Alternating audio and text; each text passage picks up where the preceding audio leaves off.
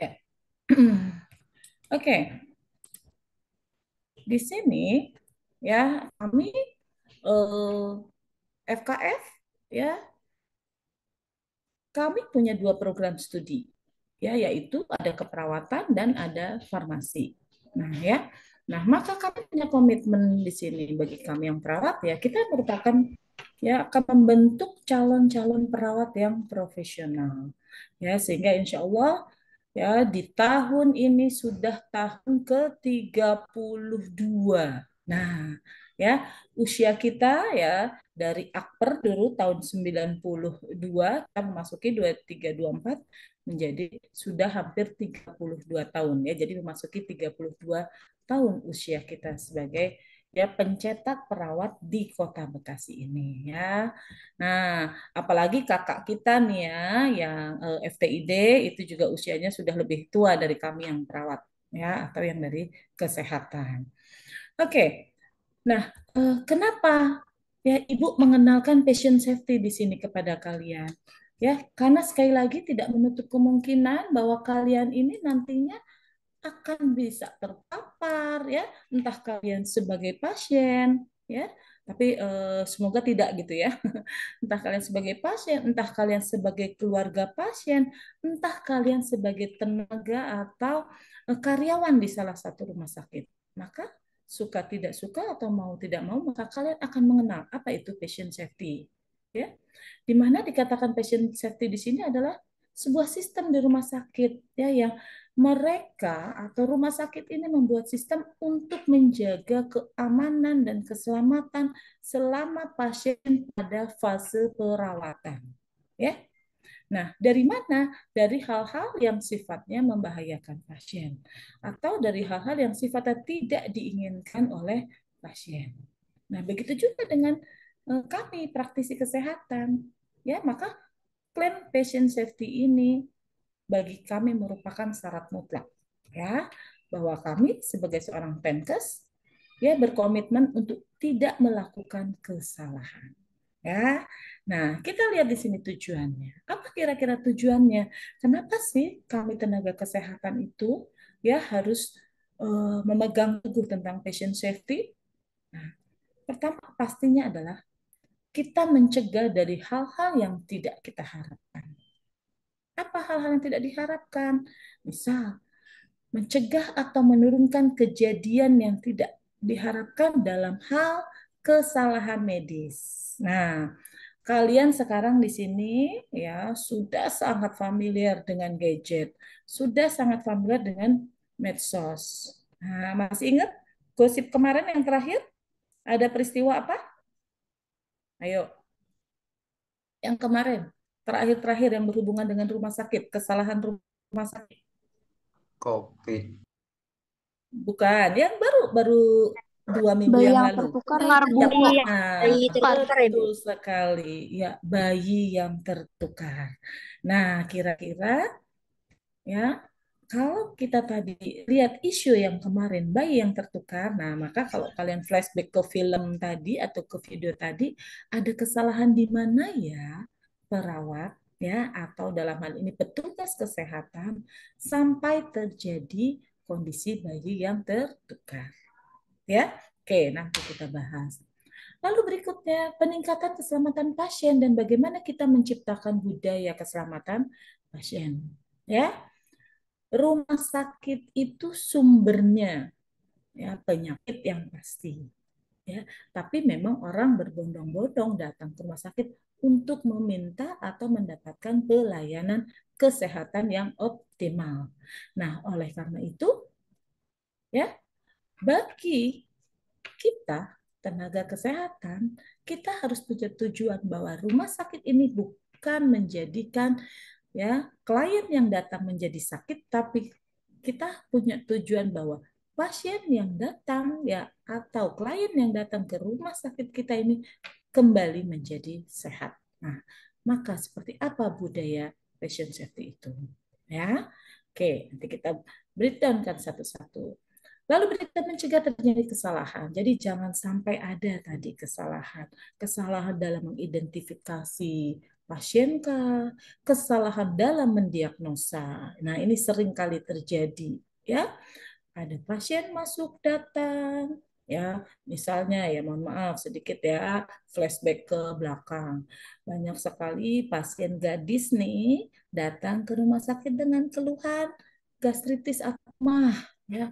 Saya mual-mual, ya saya muntah di pagi hari, masuk makanan sedikit muntah lagi. Nah, namun ada kesalahan diagnosa.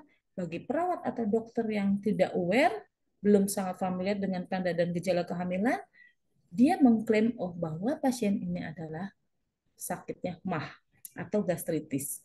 Ternyata begitu kita planotes, pasiennya adalah morning sickness ya atau mual-mualnya, muntah-muntahnya karena berada pada fase kehamilan trimester pertama. Ya, tanda gejalanya yang bersama dengan MAH. Ya, nah, misalnya seperti itu. Itu sering kali terjadi. Nah, insya Allah kalau eh, kita nih ya, lulusan-lulusan kami dari sekarang sudah menjadi FKF ya, dulu kami Stikes Bani Saleh, sekarang menjadi Fakultas Kesehatan dan Farmasi, insya Allah lulusan-lulusan kami tidak akan pernah melakukan kesalahan. Ya, kenapa? Karena kami mendidiknya tadi dengan profesional. Begitu juga dengan kalian-kalian yang lulusan dari FTID dan FIP, insya Allah juga menjadi tenaga-tenaga ya yang sesuai dengan bidangnya yang profesional. Ya, lalu berikutnya tujuannya adalah gimana kita harus mencegah proses terjadinya kesalahan-kesalahan atau pengulangan kesalahan yang tidak kita harapkan. Nah, maka inilah ya klaim dari apa itu patient safety. Oke, kalau kita lihat dari 7 standar keselamatan ini ya WHO mengklaim, maka kalau di Indonesia kita apa namanya Kemenkes ya atau Dinas Kesehatan bahkan ya sampai ke rumah sakit baik swasta atau ataupun negeri atau sampai ke pelayanan kesehatan mereka harus memprioritaskan 7 standar keselamatan pasien ini. Kenapa? Karena pertama ini adalah hak pasien. Ya, kalian ada saatnya kalian menjadi pasien, apalagi yang wanita. Ada saatnya kalian menjadi seorang calon ibu, datang ke rumah sakit, ya, mau melahirkan. Maka kalian mendapatkan hak untuk mendapatkan informasi yang semaksimal mungkin. Baik informasi tentang prosedur ataupun informasi tentang ya teknis perawatan di sana, fasilitas yang ada, pelayanan kesehatan ya, baik dari ya perawat, laboran, gizi, ya bahkan sampai OB atau cleaning service sekalipun ya kalian berhak mendapatkan pelayanan tersebut. Ya, kalau dokter pastinya ya, karena itu prioritas pertama ketika kita ke rumah sakit pasti dokter ya yang memberikan instruksi-instruksi tentang kesehatan untuk kita. Kan gitu ya. Lalu bagaimana mendidik pasien dan keluarga ya? Jadi rumah sakit punya aturan, ruangan punya aturan, bagaimana melibatkan pasien dan keluarga ya. Karena pasien datang ke rumah sakit tidak murni ya, semua ditangani oleh perawat dan dokter. Tapi juga pasien juga diminta kontribusinya, diminta kerjasamanya, begitu juga dengan keluarga untuk hayu. Bareng-bareng kita memandirikan pasien atau seorang pasien hayu. Kita mau memandirikan diri kita sendiri. Ya, Kamu ngomong apa nggak kedengeran? oke. Ya, yang bocor boleh di close dulu. Oke, contoh. Ada seorang pasien stroke, ya, dia dirawat 1 minggu misalnya. Ya, minggu kedua, udah selama 1 minggu dia bed rest. Ya, dia di tempat tidur saja, nggak bisa bergerak, nggak mau bergerak gitu ya. Oh ya mohon maaf, notabene-nya ini pasien sangat manja. Nah, kalian keluarganya mungkin yang menunggu juga ya udah ilfil juga ya. Kenapa sih ini kok anggota keluarga saya kok dirawat seperti ini? Males banget, nggak mau ini, nggak mau itu dan sebagainya. Nah, maka ini tugas siapa? Tugas kita semua. Ya, tugas tenaga kesehatan, tugas keluarga, dan tugas pasien. Pasien itu sendiri untuk dia mau, ya, mau sembuh, mau untuk termotivasi, ya, untuk tidak hopeless, ya, untuk punya tujuan atau goal bahwa sekian hari ke depan atau sekian minggu ke depan saya harus sembuh, ya. Saya tidak akan mengulang lagi kondisi sakit saya. Nah, misal seperti itu, ya. Nah, yang pastinya keselamatan ini juga berkesinambungan dengan pelayanan yang ada di rumah sakit, ya.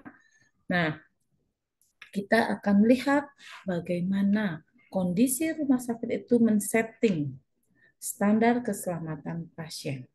Ya, sebenarnya standar keselamatan pasien ini juga bukan semata-mata untuk pasiennya saja, tapi juga untuk keluarga pasien. Karena ada kalanya kelalaian-kelalaian yang terjadi di ruangan itu juga bisa membahayakan pasien. Ya, nah maka tujuan di sini juga unsur-unsur pimpinan, unsur staf, ya, atau tenaga-tenaga administrasi yang berada atau berdinas di ruangan tersebut juga ikut mempertahankan atau ikut menjaga standar keselamatan ini. Ya, mohon maaf nih teman-teman yang dari FTID, ya, ternyata kalian lulus dari Fakultas Ilmu Teknologi, kalian bekerja sebagai admin rumah sakit, ya, kalian input data dan sebagainya. Maka butuh nggak kalian berkomunikasi dengan baik pada pasien maupun keluarga? Ayo, dituntut nggak untuk bisa berkomunikasi atau memberikan pelayanan seputar administrasi terhadap pasien dan keluarga? Ya, kira-kira gimana? Kalian nih yang Wajib, calon, Bu. iya betul sekali, ya. Kan kalian walaupun kalian bekerja di balik meja, tetap dong, ya. Kita punya klien, kita juga wajib bisa berkomunikasi dengan baik, berkomunikasi dengan interaktif, ya. Jadi insya Allah sepertinya di masing-masing program studi juga ada ya mata kuliah tentang komunikasi efektif, kan gitu ya, apalagi yang FIP. Nah, pendidik nih, calon pendidik otomatis, ya, begitu juga dengan kami yang dari kesehatan. Oke, nah lalu seperti apa kita membangun langkah keselamatan pasien ini? Ya, kita bangun kesadaran akan nilai keselamatan pasien sehingga kita klaim ya bahwa semua sivitas rumah sakit ya harus punya komitmen terhadap kesadaran akan nilai keselamatan pasien, ya. Begitu juga semua aturan-aturan rumah sakit, maka staf, pimpinan, ya, semua sampai dengan OB tadi ikut berkontribusi juga, ya, dalam mengelola manajemen risiko yang terjadi, ya, di dalam ruang rawat inap kah, ruang IGD kah, ya, ruang OK kah, atau bahkan mungkin di ruang pendaftaran sekalipun bisa saja ya terjadi hal-hal yang tidak kita inginkan, ya. Lalu bagaimana dengan sistem pelaporannya, ya? Pasien masuk ke rumah sakit, maka notabene-nya data tentang pasien ini ya masih harus bisa diakses maksimal 5 sampai dengan 10 tahun. Jadi ketika sudah lewat dari 10 tahun, ya, rumah sakit sudah berhak untuk mengclose data pasien. Ya. Nah, kebalikannya, pasien ataupun keluarga pasien masih berhak mendapatkan informasi atau kan mendapatkan data sebelum 10 tahun. Ya, misal Mr. X dirawat tahun 2017 ya dengan misalnya hipertensi. Nah, seiring berjalannya waktu, kondisinya baik-baik saja, ternyata tahun 2023 ini masuk ke rumah sakit tersebut dengan kondisi stroke hemorrhagic. Nah, maka pasien ataupun keluarga masih bisa mengakses riwayat penyakit sebelumnya. Jadi data-data di medical record itu masih bisa kita dapatkan, ya. Nah, maka ya kita tidak dari nol lagi. Ya, jadi si pasien ini tidak dari nol lagi, maka dia sudah bisa melihat bahwa rekodnya dia atau rekaman tentang riwayat medisnya itu masih bisa didapatkan di medical record. Ya, nah otomatis di sini dibutuhkan komunikasi yang baik, baik dari pasien maupun dari petugas ya. Karena mungkin sudah 5 tahun petugasnya sudah berganti gitu ya. Nah, maka bagaimana dari pihak pasien maupun dari pihak keluarga mengkomunikasikan bahwa pasien kita ini pernah dirawat 5 tahun yang lalu. Sehingga dengan mudahnya bagian medical record itu mencari data tentang pasien tersebut. Ya. Lalu berikutnya dari 7 langkah ini juga kita harus belajar dan berbagi pengalaman tentang keselamatan pasien. Nah, seperti apa keselamatan pasien? Ya, nanti kita lihat dari 6 ya standar keselamatannya. Sehingga ya kita juga bisa mencegah terjadinya cedera-cedera pada saat pemberian atau implementasi tindakan pada pasien tersebut. Ya, oke. Kita lihat ini, 6 sasaran keselamatan pasien. Ya, masih ingat tadi video yang pertama? Nah, ya, video yang pertama, sasaran yang pertama tentang keselamatan pasien adalah ketepatan identifikasi pasien. Masih ingat ya video tadi ya? Jangan pernah lupa pasien masuk itu harus kita kasih peneng ya atau identitas. Nah, kalau yang perempuan biasanya warnanya pink. Kalau yang laki-laki biasanya warnanya biru. Ya. Nah, siapa yang di antara kalian nih, di antara ratusan calon mahasiswa ini pernah dirawat? Ya, pasti pernah dapat gelang cantik. Ya, namanya gelang cantik. Jadi, gelang identitas pasien. Nah, terkadang di gelang itu juga ada ya tanda misalnya pasien tersebut alergi terhadap antibiotik. Ya, sebenarnya yang tertuang cenderungnya adalah nama, ya, nomor medical record, ya, lalu usia atau tanggal lahir dan tahun. Semua ya lengkap ya, tanggal, bulan dan tahun. Nama pun harus dengan ya, misalnya BIN-nya karena khawatirnya ada pasien yang tertukar. Ada nggak kemungkinan di dalam satu ruangan namanya Rudi bin Ahmad, tanggal lahir 17 Agustus 2000? Ada nggak kemungkinan sama di dalam ruangan? Ada kan? Ya. Nah, iya, bisa saja ada kemungkinan sama. Nah, maka jangan cuma Rudi bin Ahmad, kalau bisa ada kepanjangannya lagi gitu ya.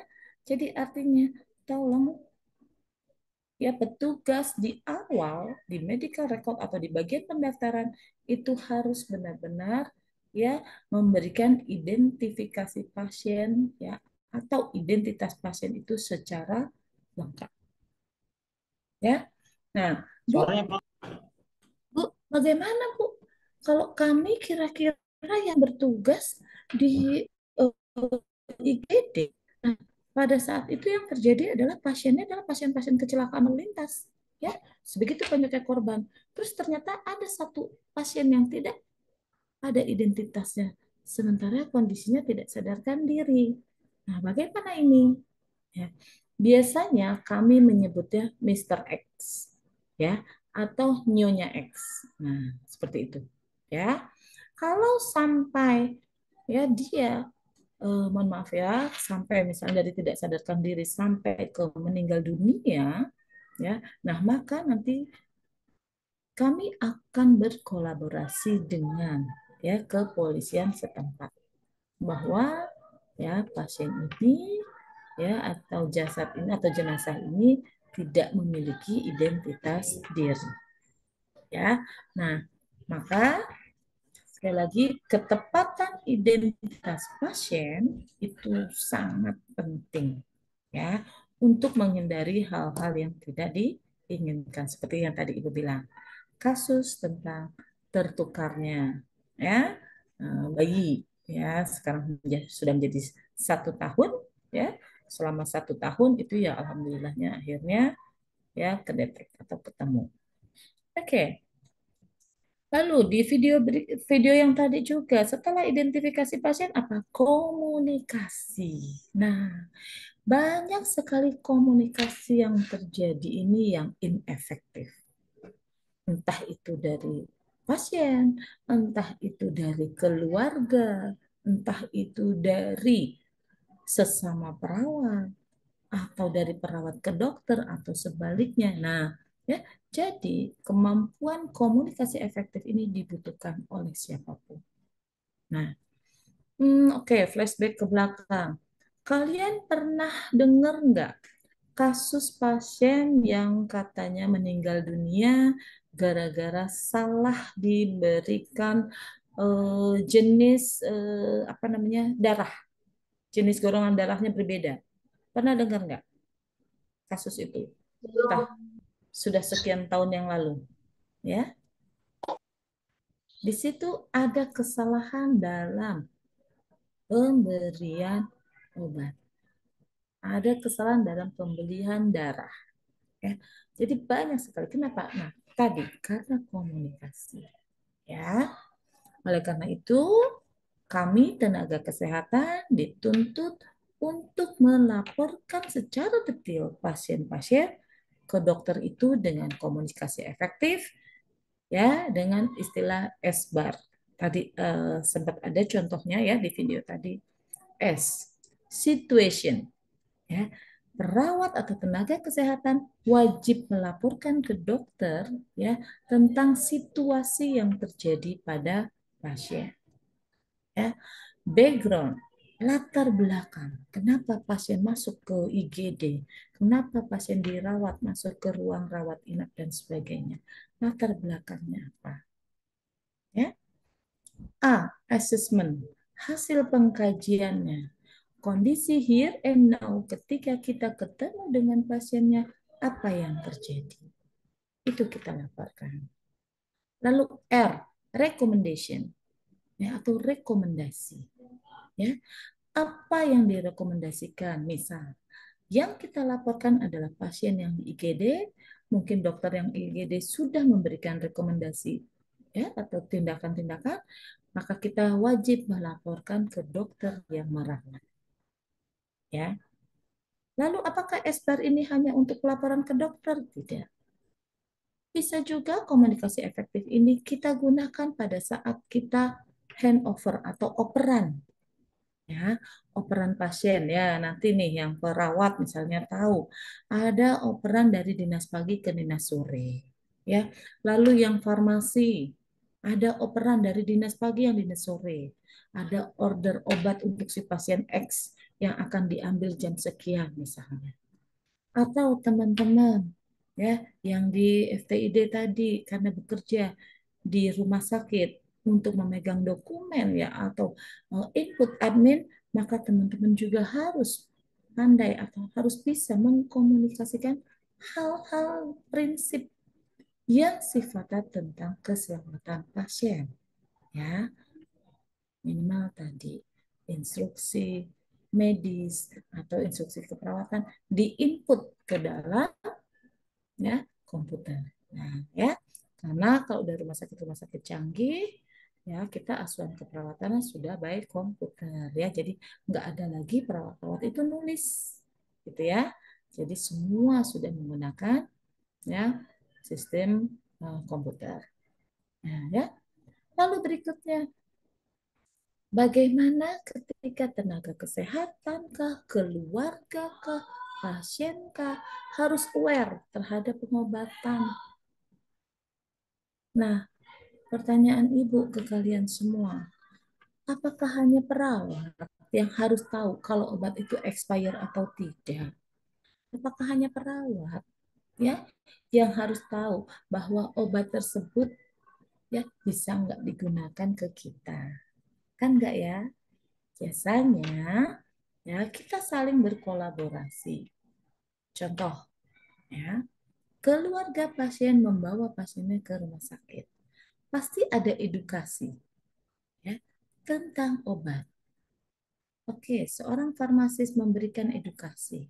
Obat ini adalah obat yang akan diberikan dengan dosis 1 kali sehari. Ya, diminumnya sesudah makan. Ya, lalu obat yang satunya adalah obat yang diberikan dengan dosis 3 kali 1 hari. Ya, sama sesudah makan. Lalu ada obat injeksi. Ya, maka obat injeksi biasanya farmasis akan menginformasikan ke pasien ataupun keluarga. Obat injeksi ini nanti akan diberikan oleh perawat. Baik waktu, dosis, caranya nanti perawat yang akan menginformasikan. Nah, maka informasi ini dipegang oleh keluarga atau oleh pasien. Sehingga keluarga dan pasien juga mengkawal ya tentang keamanan dalam pemberian obat.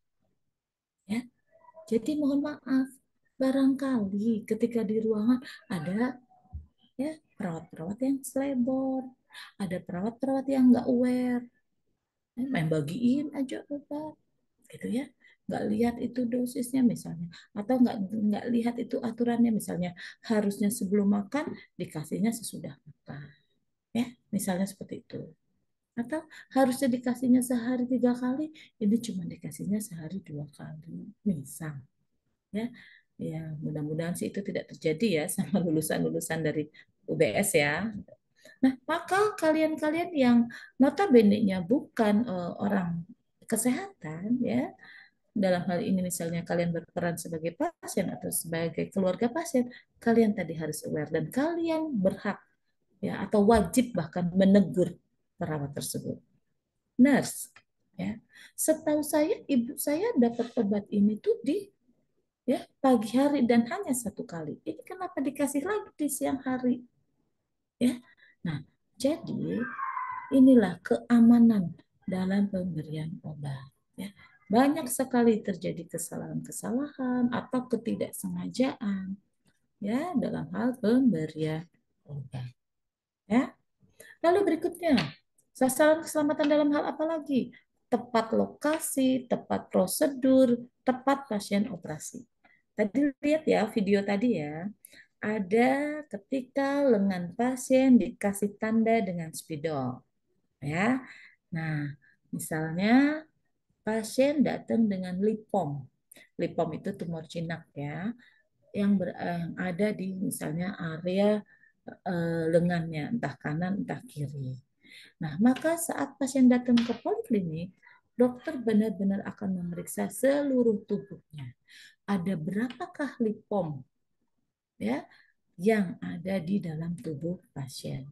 Ternyata misalnya dokter menemukan ada 6. Nah, maka 6 titik itulah yang ditandai oleh dokter sehingga pada saat ya melakukan tindakan operasi tidak terjadi kesalahan dalam membuka jaringan.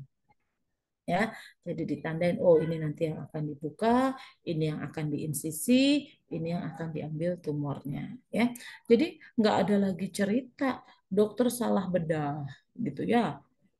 Katanya harusnya bedahnya bedah eh, apa misalnya appendix gitu ya, usus buntu biasa, nggak taunya dilakukan pembedahnya bedah besar atau istilahnya laparotomi. Nah, jangan sampai gitu ya terjadi kesalahan.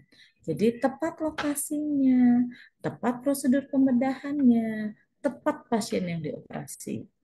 Nah, kebayang nggak kalian kalau ada poin satu ya salah dalam identifikasi pasien. Nah, akhirnya di poin 4 ya yang harusnya dioperasi Rudi bin Ahmad nggak taunya yang dioperasi Rudi bin Mama. Ya. Jadi siapa yang salah ya sudah runut lah itu, gitu ya. Jadi karena kesalahan dalam identifikasi bisa menjadi kesalahan juga dalam ketepatan pasien pada saat tindakan operasi. Ya. Lalu berikutnya apa lagi? Pengurangan risiko infeksi terkait pelayanan kesehatan. Nah, masih ingat ya kalian di zaman COVID kemarin ya, semua rumah sakit ini menutup ruangannya untuk tidak menerima kunjungan dari keluarga pasien. Ya, kenapa? Karena ada dua poin di dalamnya. Bisa pasien yang dirawat dengan COVID kondisinya ngedrop, jangan sampai dia kena ya virus-virus atau kuman-kuman dari keluarga yang datang membesuk, sehingga menjadi memperparah pasien tersebut. Atau kebalikannya, keluarga yang datang membesuk pasien dengan COVID malah menjadi terpapar dengan pasien COVID. Ya. Sehingga kalau kalian ingat ya, di tahun 2020 itu sangat mencekam sampai kita keluar rumah aja nggak berani. Kan gitu ya? Benar nggak? Ya, masih ada di antara kalian yang wirawiri keluar rumah dengan santainya gitu ya, dengan nyamannya. Ada nggak? Nggak ada kan ya? Ya, kita semua menjadi waspada. Ya, bahkan kami saja ya, yang orang kesehatan saja sempat juga takut gitu ya, sempat juga menjadi parno atau paranoid ya. Ya, akhirnya kita memang keluar, kita harus tetap bekerja, walaupun waktu itu kita WFO-nya paling satu kali dalam satu minggu. Ya, akhirnya kami-kami yang paham dengan kesehatan saja terpapar, gitu ya, dengan kasus tersebut. Nah, maka ini pun juga yang diklaim oleh sasaran keselamatan pasien bahwa jangan sampai ya terjadi resiko penularan infeksi nosokomial baik dari luar ke pasien atau dari pasien ke luar ya. Nah, ini aware buat kita semua. Jadi kalian-kalian yang eh, awam dengan kesehatan, maka mulai hari ini kalian juga sudah harus familiar. Contoh kecil ya, batuk. Nah, makanya kenapa sih sekarang ini masih ya diupayakan atau masih dihimbau untuk kita-kita ini masih menggunakan masker apabila kita sakit. Ya, kalau kita sakit, sekali lagi ada quotes, virusmu bukan untukku, ya, atau kita yang sakit, virusku bukan untukmu. Ya, jadi kalau kita flu, kalau kita batuk, ya maka sangat disarankan untuk kita tetap menggunakan masker. Ya. Dan berikutnya sasaran keselamatan pasien adalah mengurangi risiko jatuh. Makanya tadi ya di video tadi ingat di pasien terakhir itu dipasang restrain atau dipasang pengaman tempat tidur. Dipasang juga alat ya di tempat tidurnya untuk dia bangun ya, supaya tidak terjadi pasien jatuh. Ya. Nah, bahkan terkadang tadi yang Ibu bilang, eksiden ini bisa saja terjadi sama keluarga pasien. Nah, ada keluarga pasien yang sembrono. Maksudnya apa Bu sembrono? Begitu Ibu lagi bimbingan mahasiswa, keluarga pasien dengan enaknya gitu ya, duduk di atas tempat tidur pasien, bahkan tidur atau senderan ya ke penghalang tempat tidur bagian kaki pasien. Dan apa yang terjadi? Begitu dia senderan, ya ternyata patahlah itu senderan tempat tidurnya yang bagian kaki, jatuhlah itu keluarga pasien. Nah, kalau sudah seperti itu, bagaimana? Siapa yang salah? Ya, di sini ya jelas-jelas kita petugas kesehatan tidak salah. Kenapa? Karena pasti kami sudah menginformasikan bahwa tempat tidur pasien adalah untuk pasien. Ya. Sehingga kalau seperti itu, bisa nggak komplain keluarga pasien karena dia jatuh di tempat tidur? Ayo, boleh nggak komplain? Hah? Bisa nggak komplain mereka?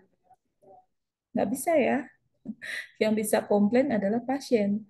Kalau pasien jatuh karena misalnya perawatnya ya lalai, tidak memasang tadi scarem ya, tidak memasang apa namanya penghalang tempat tidur ya, atau nailsnya tempat tidur, maka betul kita bisa dituntut ya.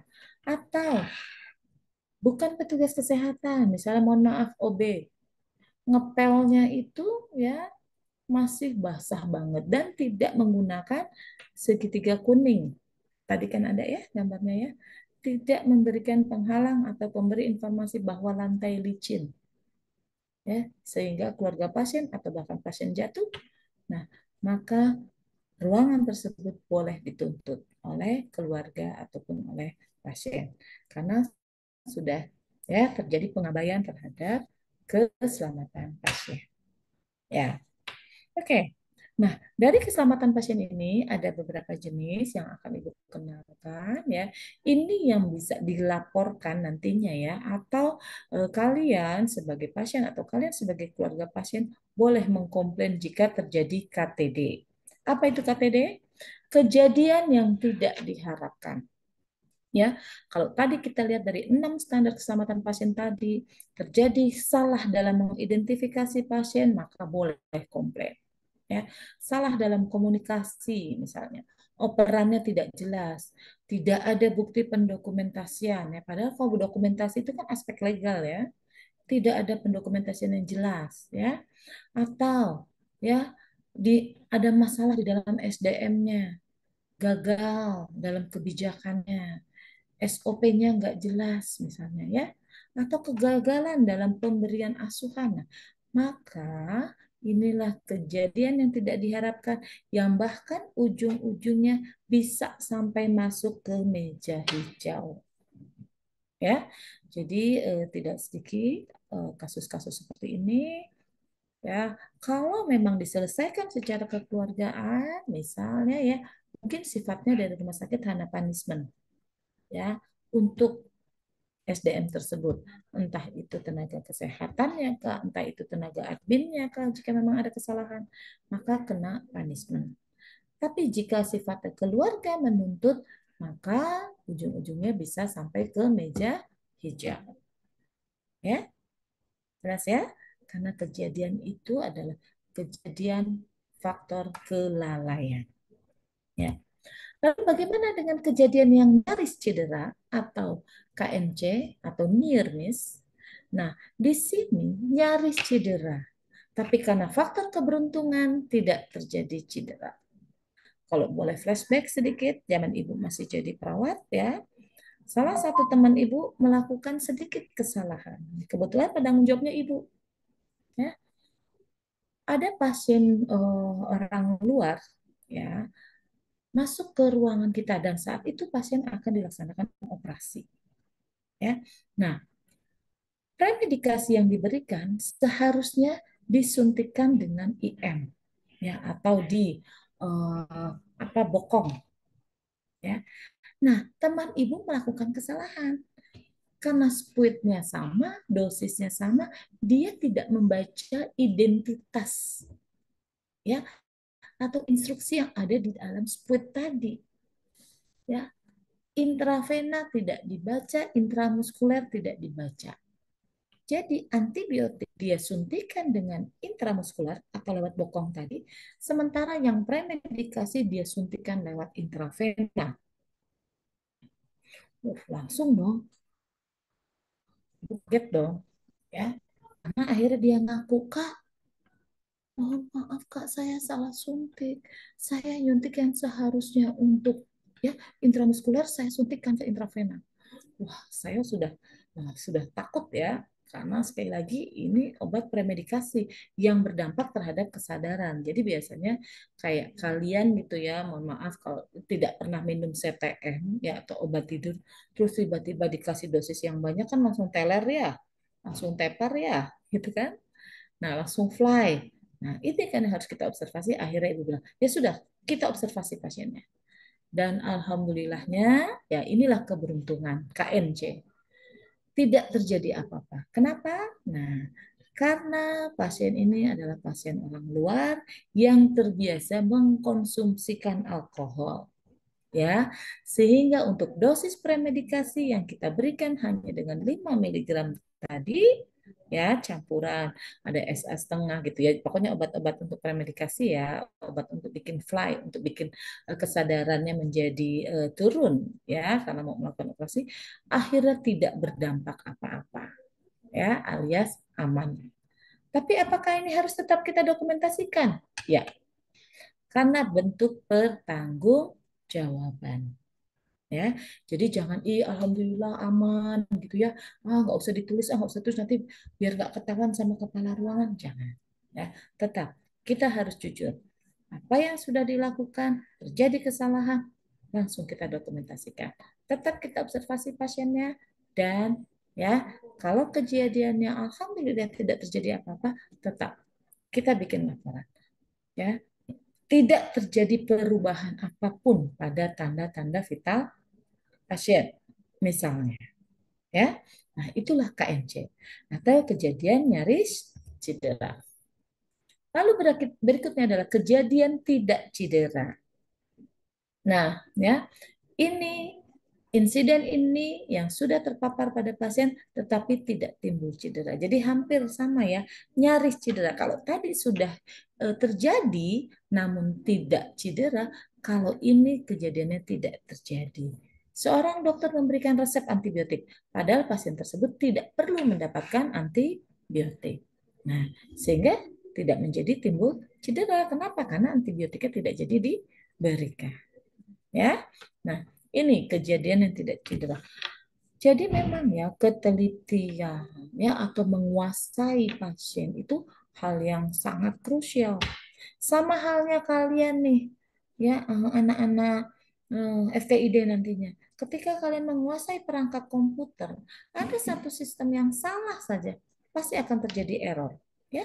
Atau kalian yang anak-anak FIP, begitu kalian salah memberikan sedikit informasi pada peserta didiknya atau ketika peserta didiknya sedang micro teaching misalnya ke SD atau ke SMP gitu ya, salah saja memberikan informasi, maka akan terjadi pemahaman yang salah pada peserta didik ya. Sehingga sekali lagi ketelitian ya untuk kita semua tenaga-tenaga profesi yaitu benar-benar harus diutamakan. Ya. Lalu berikutnya adalah kejadian potensial cedera. Nah, ini kemungkinan ya. Kejadian ini berpotensi terjadi, tapi alhamdulillah belum terjadi.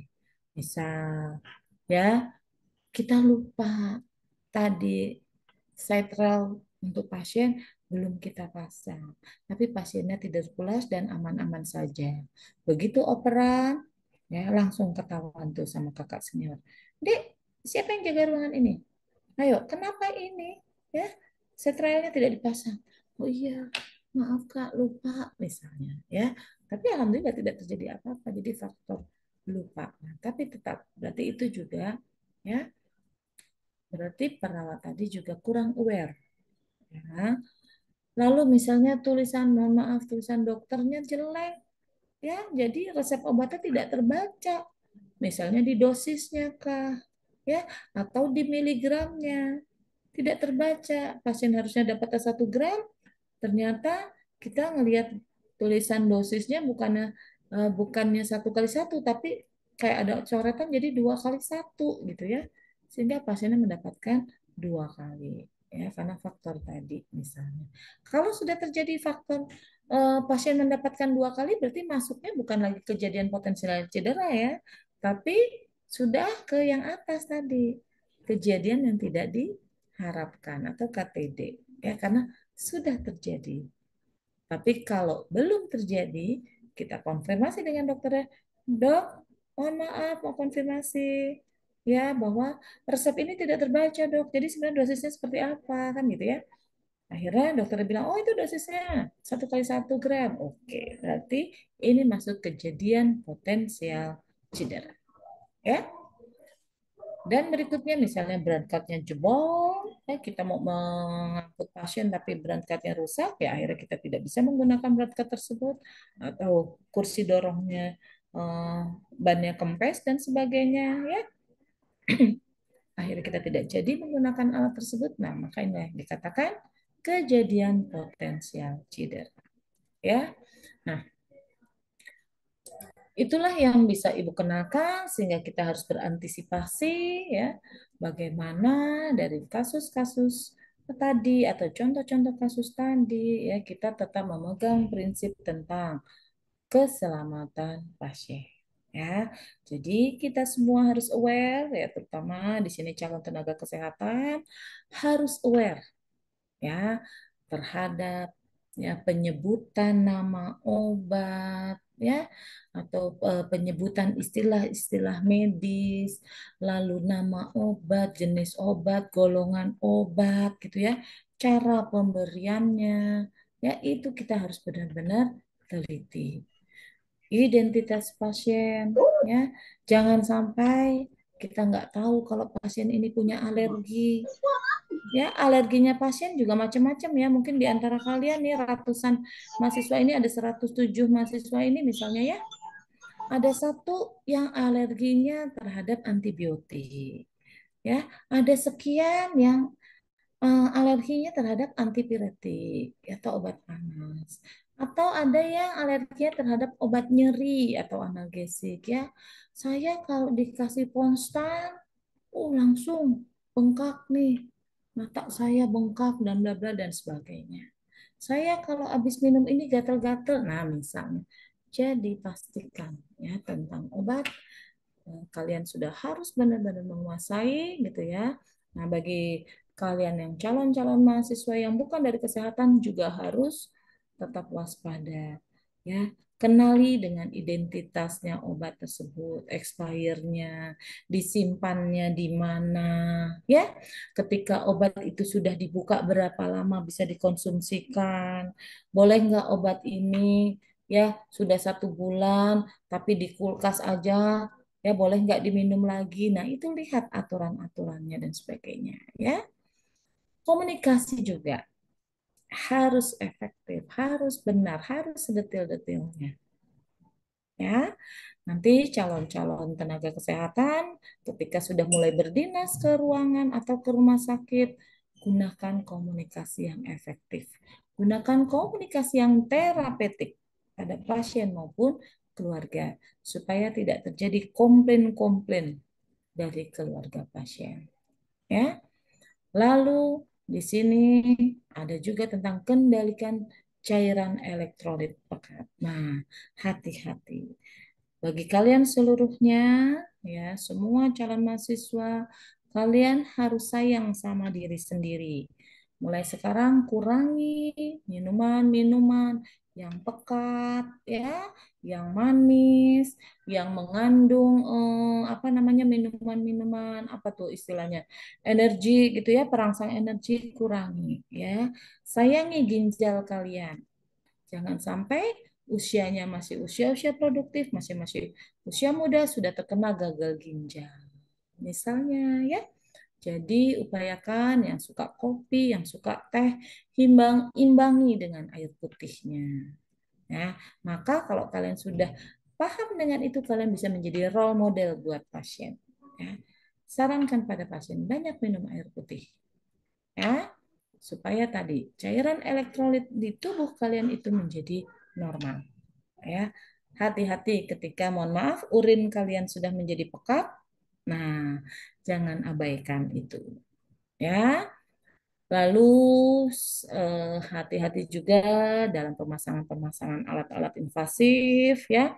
Bagi kalian tenaga kesehatan harus paham mana yang dikatakan terjadi plebitis, mana yang terjadi emboli. Lalu bagi kalian yang bukan tenaga kesehatan, kalian harus aware ketika kalian sedang menunggu pasien. Misalnya, kok cairan infusnya nggak netes ya? Tapi kok keluar darah ya dari suntikannya ke atas tuh, ya, misalnya seperti itu. Atau yang kalian lihat, kok ngalir ya darahnya keluar dari lubang yang seharusnya tusukan infus atau kok bengkak ya. Nah, jadi kita saling ya saling menjaga, saling berkoordinasi dan berkomunikasi jika terjadi hal-hal ya karena ada kesalahan-kesalahan atau ada ya ketidaktepatan dalam pemasangan alat-alat invasif.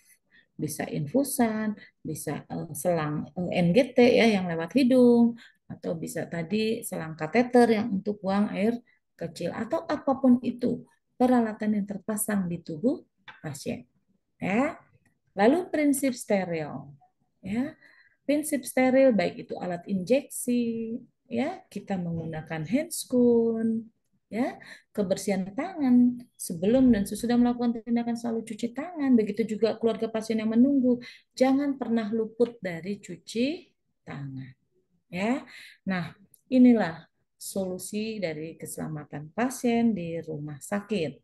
Sekali lagi, PR ini bukan cuma untuk tenaga atau praktisi kesehatan, tapi untuk kita semua, ya. Bahkan orang awam sekalipun, ya. Masa zaman COVID kemarin kita bisa tuh sehari sampai mungkin lebih dari 5 kali cuci tangan, benar nggak?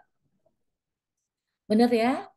Saking parnonya ya, kalian sehari itu bisa sampai ya lebih dari 5 kali cuci tangan gitu ya, supaya tidak tertular ya.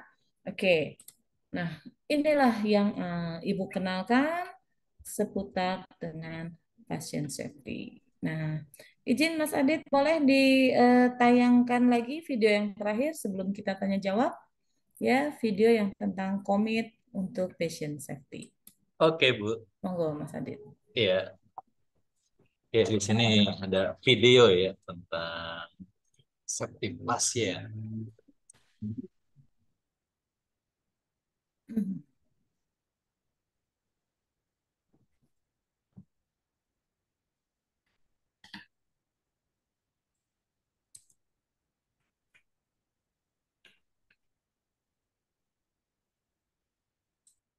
No one should be harmed in healthcare.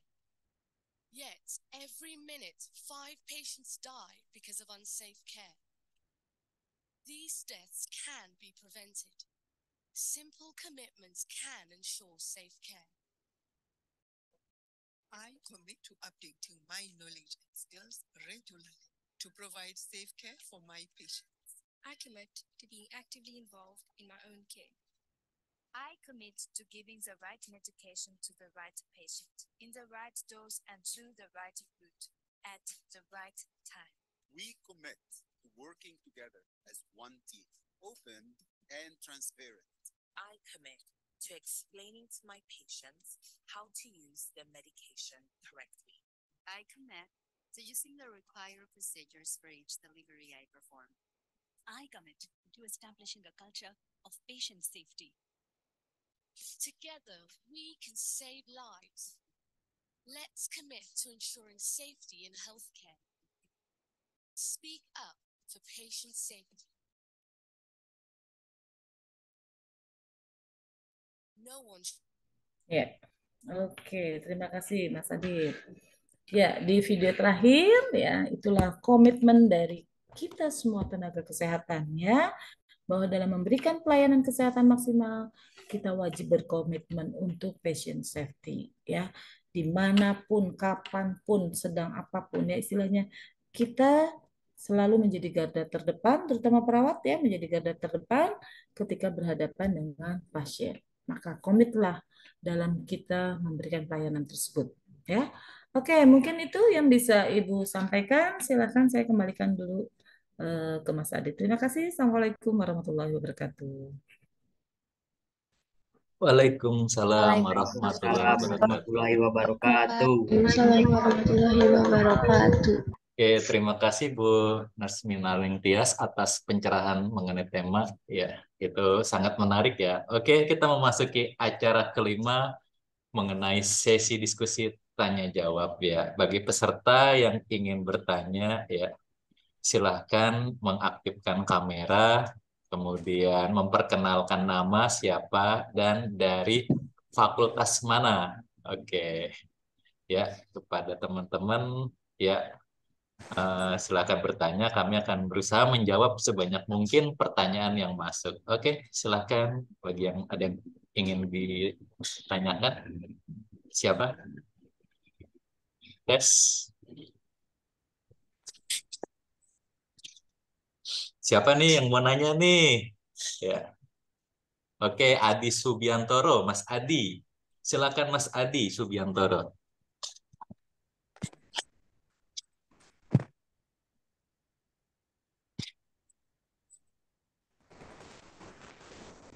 Ya, Adi. Assalamualaikum Dipersilakan. warahmatullahi wabarakatuh.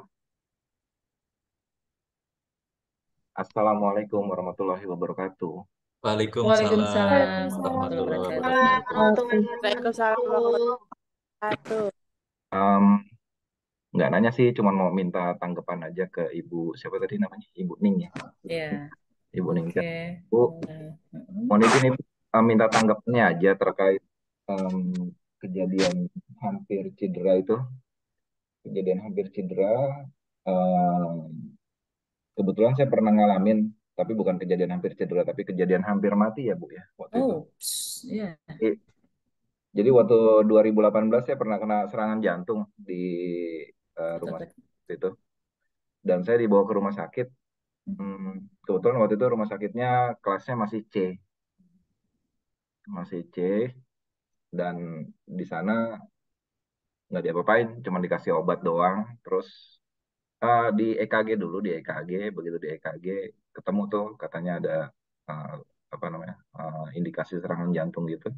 Dikasih obat, cuman saya lupa obatnya apa namanya. Terus ya udah, akhirnya saya didiemin aja tuh. Karena mereka bilang rumah sakitnya belum siap buat kasus serangan jantung kayak gitu. Itu kejadiannya di Jombang waktu itu. Nah, terus saya dibawa ke rumah sakit RSUD Bekasi ya, yang di alun-alun itu. Nah, itu baru saya dapat penanganan lebih lanjut setelah hampir 4 atau 5 jam. Dan yang saya tahu waktu itu pasien serangan jantung itu waktu emasnya itu kurang lebih 6 jam gitu ya Bu kalau nggak salah ya. Gitu. Itu tanggapan Ibu kayak apa tuh Bu kalau kayak gitu apa namanya petugas kesehatan kayak gitu, karena nyawa saya kayaknya udah di ujung. Udah di ujung ya. Gitu. Ya. Demikian Ibu. Oke, ya terima kasih Pak Adi. Ya, kalau kondisi seperti itu bukan lagi KNC ya, tapi sudah KTD, kejadian yang tidak diharapkan ya, karena sudah terjadi artinya di sini tidak ada upaya yang maksimal saat itu dari petugas kesehatan ya. Nah, sebenarnya kalau saat itu keluarga yang mau komplain itu sah-sah aja ya. Berapa jam tadi di rumah sakit tersebut? Di rumah sakit kurang lebih 4 jam. 4 jam. Terus nggak diapa-apain. Terus perjalanan dari Jonggol ke Bekasi itu kurang lebih waktu itu 1 jam. Di waktu tersisa tinggal 1 jam lagi. Oke, sekarang pertanyaan saya, apakah sempat mendapatkan oksigen? Oksigen enggak. Di rumah sakit tersebut? Enggak dapat oksigen. Terus, ya. Terus waktu itu saya minta apa namanya, istri saya minta ambulan itu juga nggak dikasih dan sendiri. Oke, ya betul. Jadi itu sekali lagi itu bukan lagi masalah sepele ya. Jadi itu sudah menjadi kelalaian ya. Sehingga sebenarnya berhak nggak keluarga menuntut, sangat berhak ya. Bahkan bila perlu ya memang kalau diusut ya tadi bisa sampai ke jalur hijau gitu ya. Kenapa? Pertama, karena rumah sakit tersebut tidak memberikan pelayanan yang maksimal. Oke, betul. Namanya rumah sakit tipe C, ya, mungkin dia tidak memiliki spesialis misalnya, ya, jantung, misal, ya. Tapi sebenarnya sekarang sih kalau spesialis-spesialis yang sifatnya emergency itu harus ada ya. Nah, lalu tadi tidak mendapatkan penanganan pemberian oksigen, padahal itu prosedur yang apa, yang standar banget gitu ya. Namanya oksigen itu ya ketika dia serangan jantung karena suplai oksigennya pasti akan kurang. Nah, itu mah harusnya dapat banget gitu ya. Jadi kalau tanggapan Ibu pribadi ya betul itu adalah sudah menjadi kesalahan ya. Nah, mungkin ini juga bisa menjadi true story untuk almarhum kakak ipar ibu. Kejadiannya sama ya dengan Pak Adi, bahkan kakak ipar ibu tidak masuk ke ruang IGD. Masih di mobil langsung ditolak. Dikatakan rumah sakit ini tidak bisa menangani pasien dengan gangguan jantung. Akhirnya kakak ibu meninggal dunia di mobil. Tuh, ya. Jadi kejadiannya sama ya, tapi ya mungkin karena ketidaktahuan keluarga, akhirnya keluarga pun tidak menuntut rumah sakit ya, karena dianggapnya ya sudahlah musibah kan gitu ya, karena saat itu terus terang ibu pun tidak tahu kejadiannya. Nah, kalau seperti tadi, kalau memang misalnya dari pihak keluarganya Pak Adi ini masih punya bukti dan sebagainya ingin menuntut, sebenarnya baik, bisa-bisa saja ya, atau boleh-boleh aja, karena itu tadi hak. Pertama, keselamatan pasien adalah haknya pasien ya. Oke, mungkin seperti itu Ya, baik. Terima kasih Bu tanggapannya. itu. Terima kasih Mas Adit. Sama-sama. Oke, Mas Adi Padi ya. Menyeramkan sekali pengalamannya. Aduh. Oke, teman-teman, bagi yang ingin bertanya lagi, silakan klik raise hand, kemudian memperkenalkan nama dan fakultasnya dari mana. Oke, teman-teman, ada yang ingin ditanyakan lagi di materi kita kali ini mengenai safety pasien?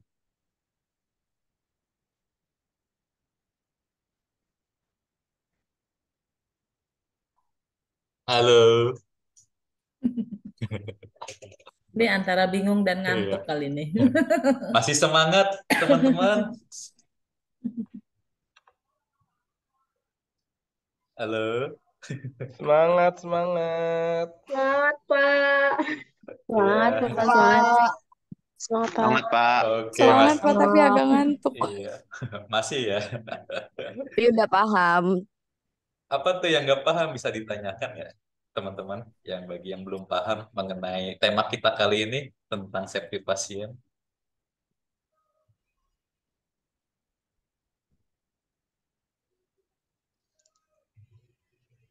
Tadi ada yang bilang belum paham tadi. Sepertinya saya menjelaskan udah menggunakan bahasa sederhana ya, Mas Adit ya. Jadi Iya. nggak pahamnya kayaknya 1 menit di depan kamera ya, 2 jamnya di dapur. Oke, nggak usah malu-malu ya teman-teman. Saya Oke, nah Silminia nih Bu, ada yang ingin bertanya nih. Oke, Mbak Nafi, silakan. Saya dari Fakultas S1 Keperawatan ingin bertanya, kalau misalkan kejadian insiden itu apa aja yang harus kita laporkan? Kan sebelumnya ada yang pesuntikan itu, nah terus di lapornya itu ditulisnya apa saja? Oke, ya terima kasih. Pertanyaannya bagus sekali. Ya, jadi saat itu karena kejadiannya real ya, eh, pertama yang didokumentasikan adalah yang pasti identitas pasiennya, ya. Pasiennya, tuan apa, diagnosanya dengan apa, rencana tindakan operasi, ya. Nah, rencana tindakan operasinya jam berapa. Jadi kita harus detail. Lalu jam berapa dia harus mendapatkan obat antibiotik, jam berapa dia harus mendapatkan obat premedikasi. Ya. Lalu apa yang terjadi? Oh, yang terjadi ternyata ada kesalahan dalam pemberian premedikasi di jam berapa yang seharusnya diberikan secara intramuskular menjadi intravena. Nah, lalu evaluasinya kita catat, kita dokumentasikan kondisi pasien menjadi seperti apa. Ya. Nah, itu yang harus kita dokumentasikan. Jadi benar-benar waktu demi waktu atau menit demi menit. Jadi berita acara atau kronologis kejadian. Kenapa? Karena jika terjadi sesuatu yang tidak diinginkan, kita dilaporkan ya, kita punya bukti autentiknya bahwa dari jam ke jam ya, dari waktu ke waktu kita mendokumentasikannya dengan tepat. Ya. Oke, gitu ya sayang ya. Baik, terima kasih Bu. Oke. Iya. Oke, teman-teman, ada yang ingin bertanya lagi mengenai safety pasien. Ya, Ibu tadi saya nggak dikasih sayang. Oh. Mas Adi kurang kasih sayang. Kurang kasih sayang ya, kurang dikasih sayang. Oke teman-teman, ada yang ingin bertanya lagi mengenai safety pasien?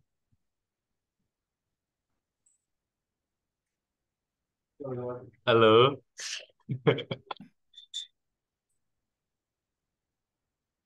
Aduh nih.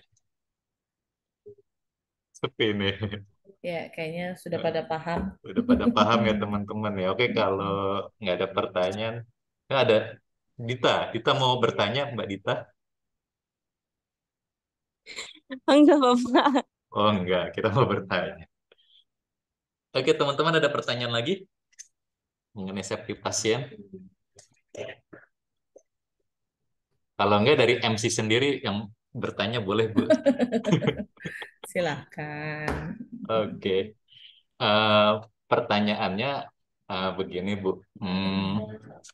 Kan di Bekasi tuh ada flyover Sumarekon ya. Nah, seringkali itu terjadi kecelakaan di situ, Bu.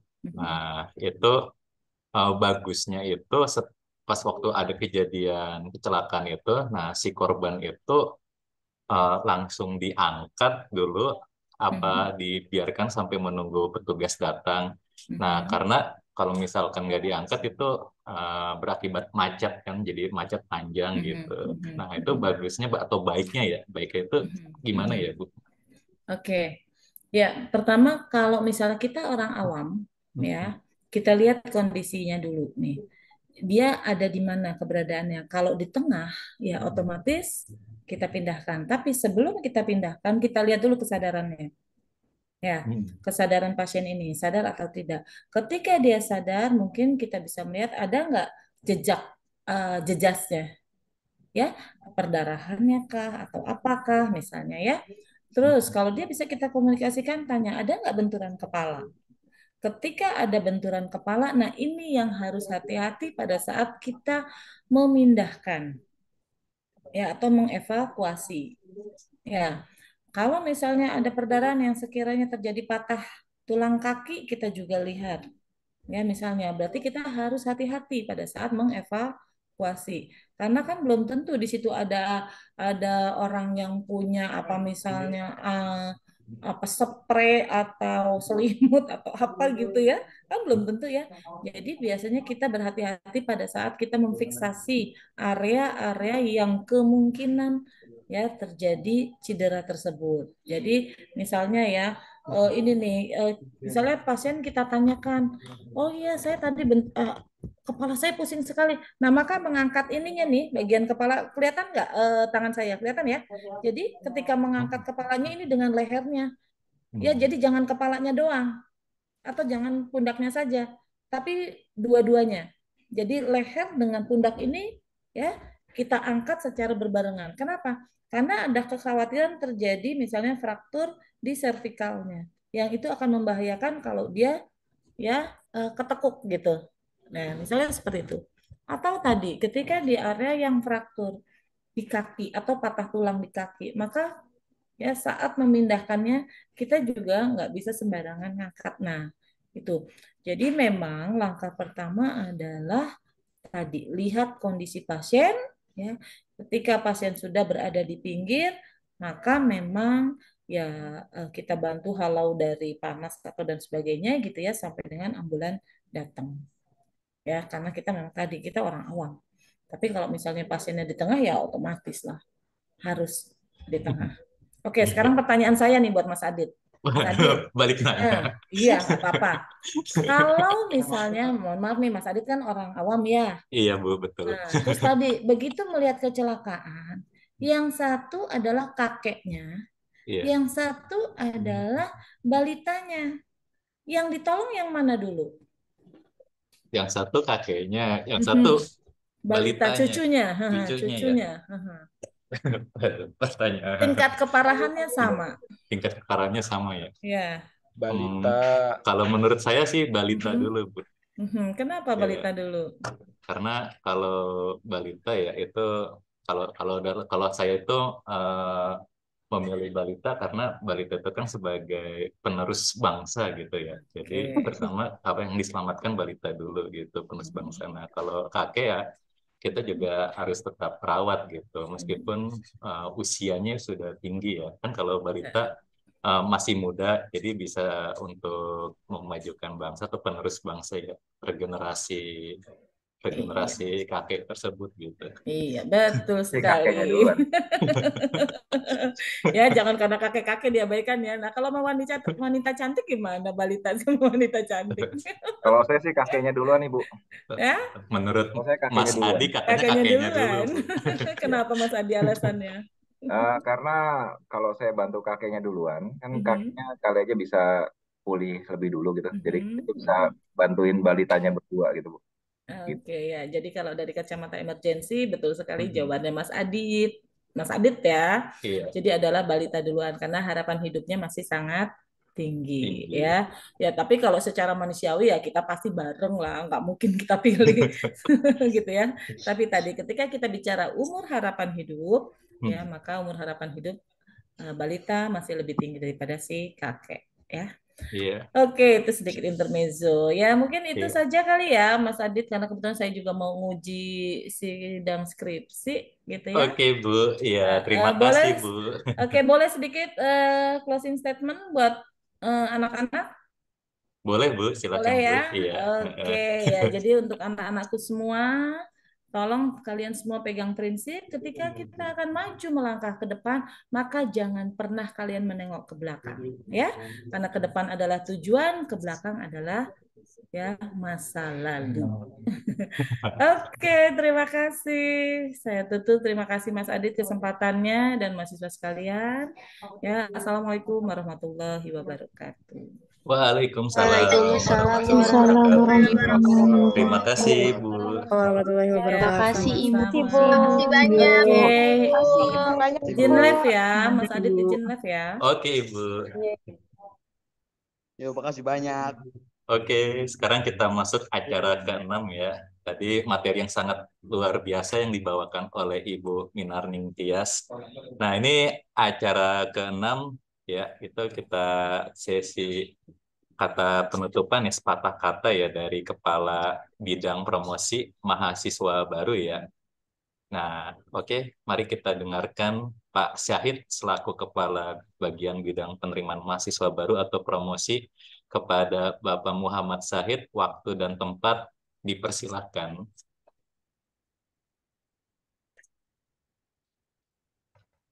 Cek sound, cek sound. Sudah terdengar, Pak Adit? Terdengar. Aman ya? Teman-teman terdengar Oke. tidak, teman-teman?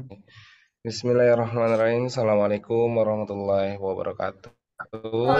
Waalaikumsalam warahmatullahi wabarakatuh. Saya ucapkan terima kasih banyak atas partisipasinya mahasiswa baru. Gimana? Terdengar? Sudah, Pak. Aman? Dengar, Pak. Saya ulangi sebelumnya terima kasih banyak buat teman-teman semua yang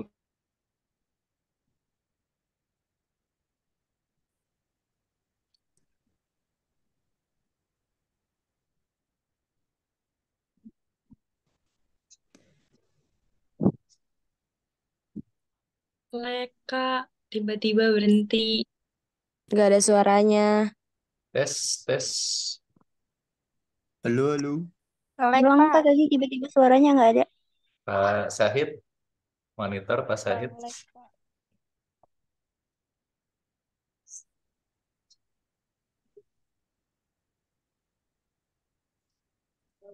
Halo.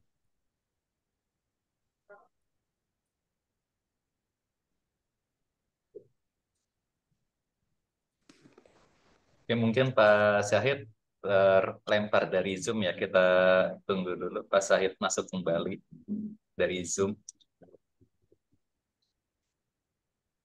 Boleh nanya nggak? Tapi di luar tentang kesehatan. Boleh, Mbak Dita. cek sound, cek sound. Ya, balik ke kita aja. Oke, ya. Sudah Sorry, masuk. nge-kelas. Iya. Keklus, Pak Said keklus. Kelas berarti suruh cepet-cepet ini, nggak boleh lama-lama.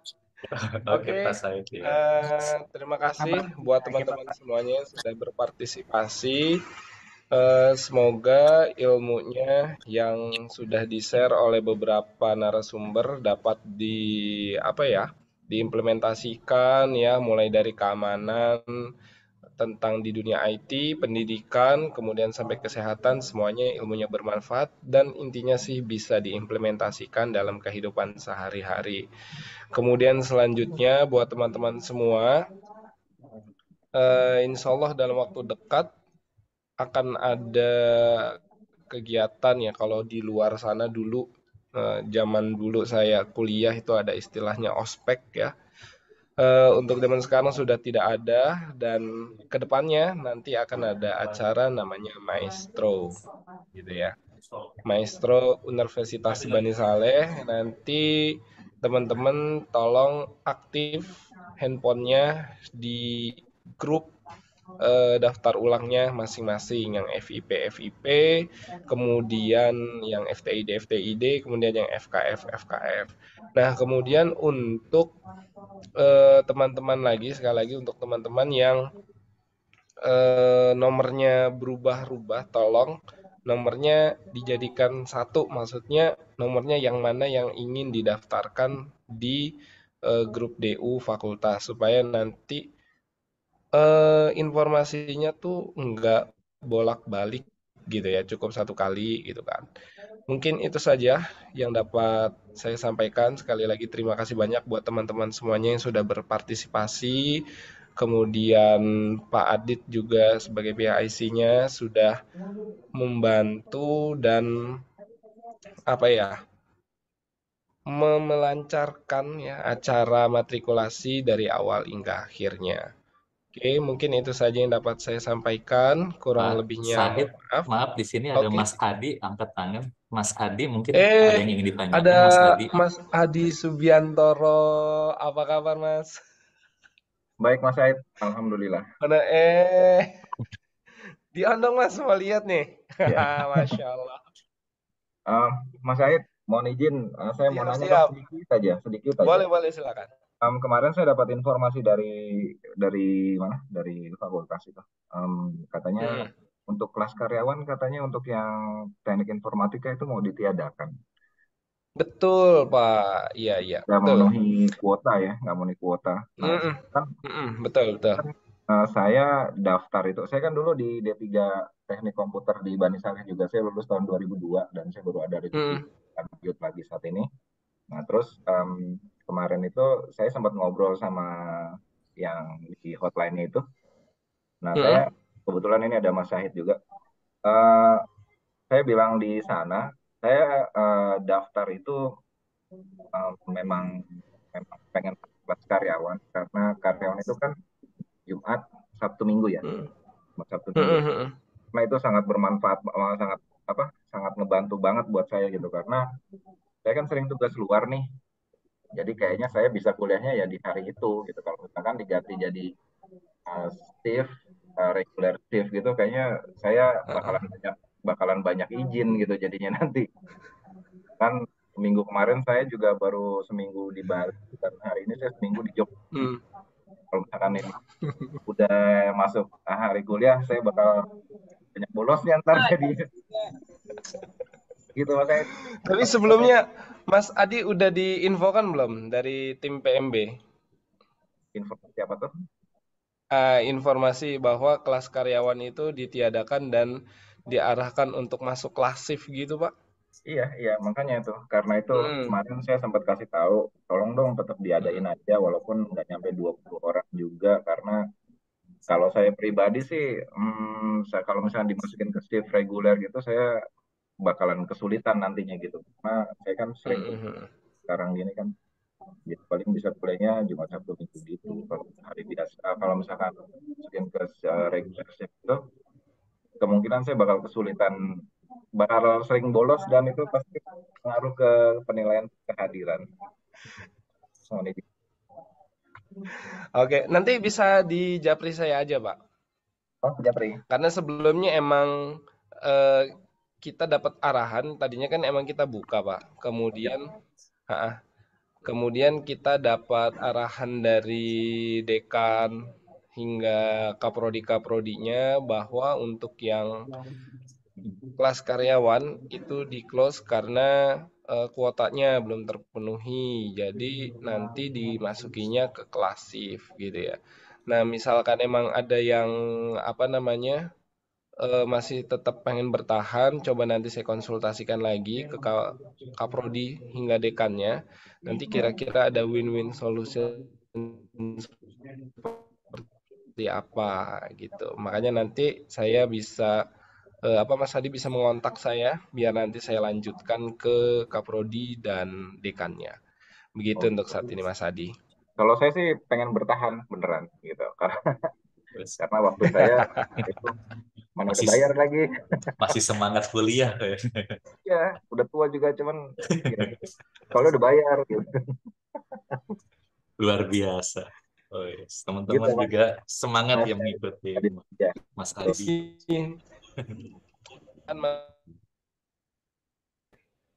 Putus-putus suaranya. Kalau Mas Adi emang misalkan dari dekan atau dari kaprodinya tetap meminta untuk kelas shift gitu ya, shift malam ya. Mungkin bisa minta dispensasi seperti kelasnya online atau gimana gitu. Paling ya itu aja sih, Mas. Iya, kalau online mungkin masih bisa ya. Cuman kalau misalnya nanti pas ke daerah yang agak sulit Nah, sinyal, iya sinyalnya nggak ada ya. kayak pas saya ke mana ya, kayak ke Jayapura gitu atau itu agak merepotkan kayaknya. Jadi intinya saya tetap mau bertahan di kelas karyawan sih, walaupun sendiri ayo terus gitu. Iya benar. Gak enak pas sendirian. Iya, sendirian deh nggak apa-apa deh. Oke, siap Mas Adi. Oke. Ya, makasih banyak Mas Adit. Syahid, Iya. makasih. Tadi ada pertanyaan lagi Pak Syahid tentang Dita ya. Oke, sama-sama. Mbak Dita. Dita mau bertanya tadi, Dita? Enggak Kak, tadi kan aku mau nanya soal ospek kan. Ospek berapa iya. tapi ternyata enggak. Jadi kita masuknya tuh tanggal 11. Ospek atau maestro tanggal berapa Pak Syahid? Maestro atau ospek maestro? Untuk informasi baru putus ya. Nge-lag Pak jaringannya dia Pak. Oke, nanti informasi mungkin akan di-share di grup ya teman-teman ya. Oke, kita nunggu Pak Said dulu. Pak mau nanya dong Pak. Oh boleh, apa tuh? Ini kita sebenarnya ada ospek gak sih? Ada tadi, namanya Maestro, Masa Orientasi Mahasiswa Baru. Tanggal 4 ya? Nah, untuk tanggal nanti akan di-share itu di grup fakultas masing-masing teman-teman. Oke. Gitu. Terima kasih. Terus kalau nggak ikut gimana tuh Mas Adit? Oh, nggak apa-apa. Nggak ikut, tapi sebaiknya ikut karena kan untuk pengenalan kampus nih. Ya, kalau untuk ya Mas Adi kan dulu udah pernah ya, dulu ya. Udah Mas, tahun 2002. Pasti udah hafal dosennya ya, siapa aja dosen-dosen yang tahun berapa 2022 ya. Iya, insya Lama Allah. sekali. Oke, malah nih Pak Said nih hadir kembali nih. Gimana Pak Said? hadir lagi, sorry mati. Gimana tadi? Tentang maestro itu tanggal berapa katanya gitu.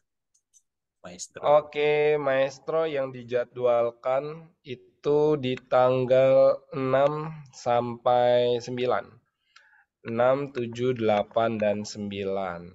Kurang lebih seperti itu. Nanti akan diumumkan di grup, karena untuk saat ini masih rapat terkait dengan acaranya nanti seperti apa, kemudian dari jam berapa sampai jam berapa acaranya masih dirembukan. Nanti kita akan umumkan. Oke? Jangan dadakan Kak, takutnya misalkan ada yang dibawa atau kayak pakai sepatu apa, takutnya dadakan. Soalnya dari kemarin kayak 2 hari sebelum ini gitu, takut dadakan aja. Iya, kalau untuk tanggalnya sih, kalau untuk tanggalnya insya Allah kita udah dipatenkan di tanggal 6 sampai tanggal 9. Ya tapi kayak ada pakai ini nggak kamu, maksudnya kayak ketentuan sepatu atau ketentuan baju gitu ada? Syarat yang harus dibawa. Ya, ada Oh, nggak? ada. Ada ya. Kayak Iya. pantopel gitu, Pak. Sip. Itu mirip lagi dong. Pengalaman ya. Pengalaman Lagi Mas dong, Bro. Adi nih. Pengalaman Mas Adi dulu nih. Iyalah, saya suruh jalan jongkok dari lantai 1 ke lantai 4. Waduh. Jangan, Capek Pak, banget. jangan. Enggak, kita lebih ke arah edukasi kok. Tenang aja. Keren tuh. Udah Oh iya, kan Pak. udah nggak boleh. Apa Udah yang nggak mau boleh saya lagi tanyakan? perpeloncoan. Bikin name tag gitu nggak sih, Pak? Bikin name tag nggak tuh? Sepertinya bikin deh. Wah, bikin ya. Bapak mau Itu banget. nanya. Nanti ada technical meetingnya, cuman untuk technical meetingnya tuh belum ditentukan waktunya kapan. Tuh. Pak, Apalagi yang mau izin mau nanya nih, ditanyakan? Pak. Pak, kita ada kayak video bikin di TikTok gak sih? Jangan, malu. Ada, iya nanti Kayak teman-teman kreatif gitu bantuin kan, kayak bikin aktivitas video di lain. TikTok, kemudian buat di sosial media nanti akan kita upload ke sana. Tuh. Iya, Pak. Bantuin boleh bikin di TikTok boleh tuh ya. Oh, Mas. Izin, Pak. Izin bertanya. Ya, mati. Habil Muhammad Habil. Ya, Pak. Ya. Jadi apakah sistem Ya, maestro boleh. ini sifatnya wajib atau tidak, Boleh. Pak? Nanti pas technical meeting boleh tuh. Tuh. Tadi Muhammad Habil nanya Pak Sahid, untuk ospek itu wajib atau tidak mengikuti? Kalau untuk maestro wajib. Kalau bagi teman-teman yang belum bisa mengikuti itu harus melampirkan surat izin ya dari kantor. Gitu. Nah, iya, Pak. Maksud saya begitu. Soalnya kan akhir-akhir ini Oke, juga kan Abil? di tempat saya juga lagi lembur gitu, Pak. Abil mah bisa, Bil. Iya. Katanya lagi Makanya saya, lembur. iya. Oke, Udah. buat yang lain? Surat tugas bisa kali ya, Pak? Pak, bisa mau nanya, ini Ya, Pak. buat maestro tuh per fakultas atau satu fakultas dijadiin satu ya? Banyak fakultas Oke, jadi satu untuk- apa satu fakultas?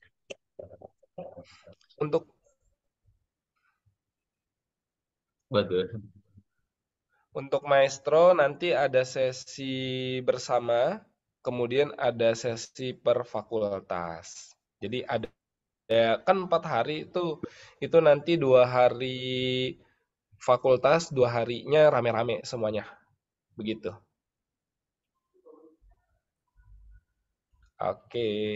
Oke. Ada lagi yang ingin ditanyakan? Pak Said itu kalau misalkan nggak bisa datang tadi kan pakai surat itu. Iya.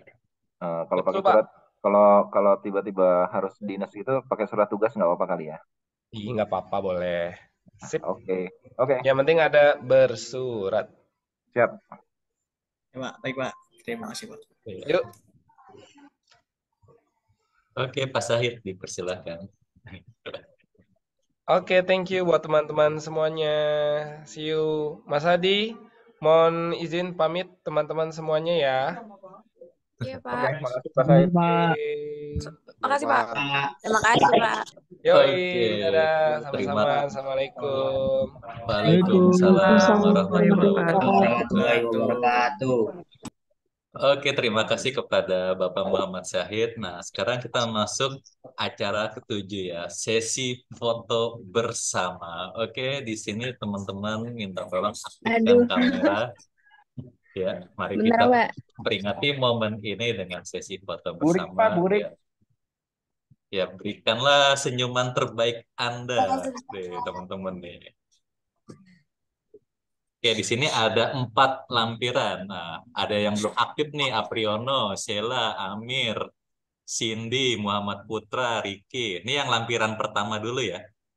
Ricky, Arif Shalom, pengguna Zoom. Muhammad Habil. Nah, Lita, Japran, Rehana, Jessica. Wah, ada Muhammad Sahid nih, masih ada Bapak Pak, ini Sahid. aktifinnya gimana sih? Nah, ini udah Oh, aktif ada Bapak Alia. Esti, Alia Pak. udah aktif. Sofri udah aktif. Pak, Kaperika. buruan apa? Oke, Siti. Wah, Alia wajahnya nih, wajahnya nggak kelihatan nih, agak geser dikit Alia. Rayhan aku belakangnya jemuran. Ada gantungan baju. Muhammad Putra mana? Muhammad Putra, oke. Nih, lampiran pertama ya Bapak ambil ya, screenshot dulu ya. Lampiran pertama. Oke, 1, 2, oh belum. Belum. Udah belum. Udah belum. Udah Pak, cepet Pak. Aduh, gembel Pak. Oke. 1, 2, 3. Oke.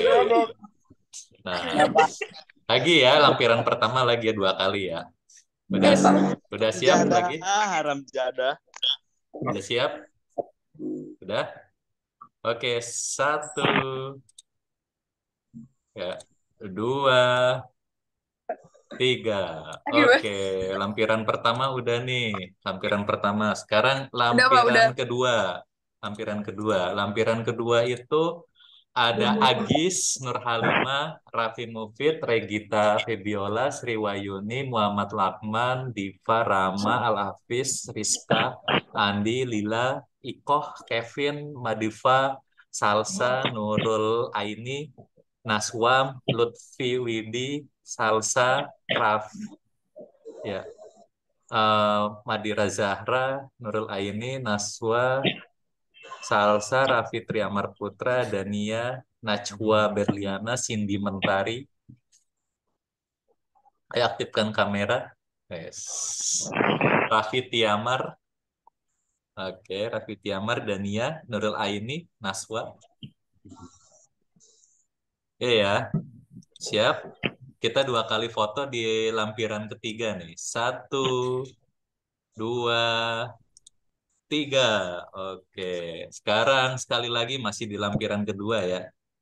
Oke, aktifkan kamera semuanya di lampiran kedua yang tadi Bapak sebut. 1, 2, 3. Oke. Nah, sekarang lampiran yang ketiga nih. Lampiran ketiga. Pada halaman Zoom. Di lampiran ketiga ada Regita Febiola, Lila, Dania, terus lampiran ketiga ada Violeta, Aini, Nelisa, Fajar Jambi, Konita, Novi, Vega, Maret, Indah, Idris, Dea, Rida, Rizko Akbar, Nurlaili, Talia Putra. Wah, aktif kameranya teman-teman. Di lampiran ketiga pada kemana nih kameranya nih? Sulit Pak. Halo? Diva Alfaruk ada? Diva Alfaruk? Ada Pak. Ada ya? Oke, Diva Alfaruk. Oke. Ya, aktifkan kameranya teman-teman ya. Ini aktifkan kamera. Oke, Bapak foto langsung. 1, 2, 3. Oke, ini masih lampiran ketiga. Ya, 1. Tunggu bentar. 1. Ya.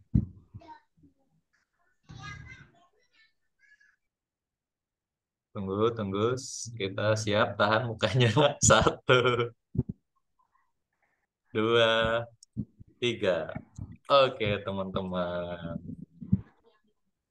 Wih, ya.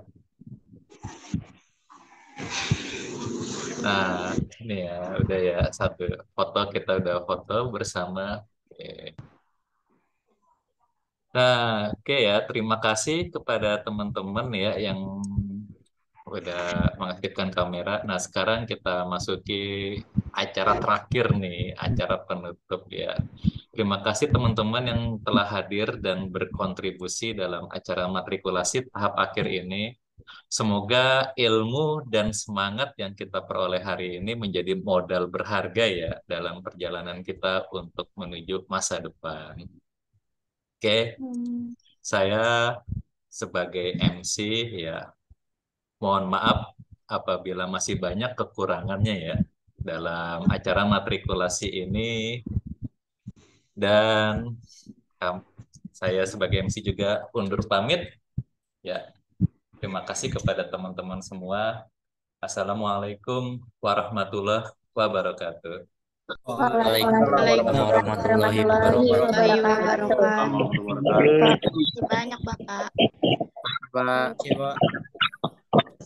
Cabut, cabut, terima kasih, Pak.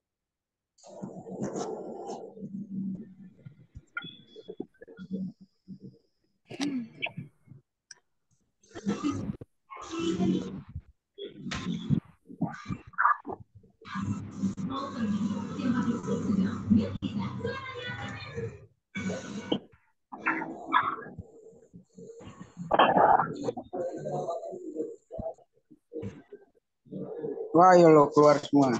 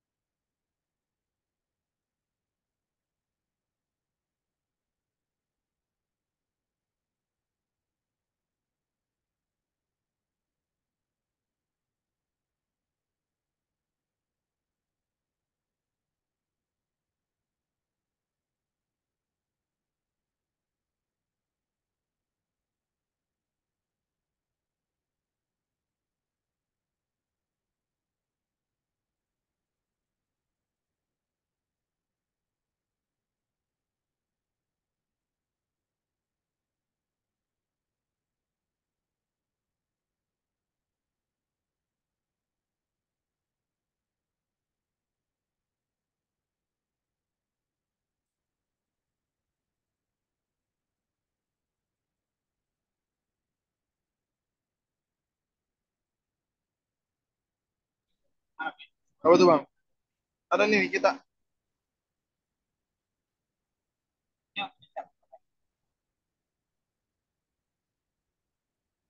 Nah.